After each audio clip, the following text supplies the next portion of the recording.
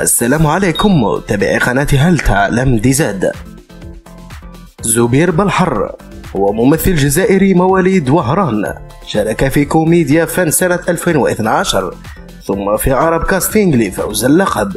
السيرة الذاتية: أتيحت له الفرصة الأولى لمعرفة الجمهور له سنة 2000 حين منح له الممثل محمد ميهوبي الفرصة وفتح أمامه أبواب المسرح، حيث انضم إلى جماعة المسرحية التي يترأسها، وقد وجد الدعم المعنوي مما مكنه من تفجير طاقته الإبداعية في مجال التمثيل، إلى جانب مجموعة من الشباب في مقدمتهم يوسف قواسمي، حارث، الأخوين بناي والممثل محمد خاساني.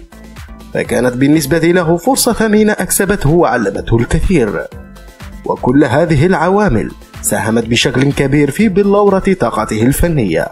أعمال: برامج 2012، كوميدي فن مشترك 2015، المستشفى الكبير، مشارك في التقديم 2015، عرب كاستينج مشترك 2016، زبير شو المقدم، مسلسلات السنة، العنوان، الدور والتفاصيل 2013، فقر مونتال 2016، بوبو 2 2017، بيبيش وبيبيشا 4.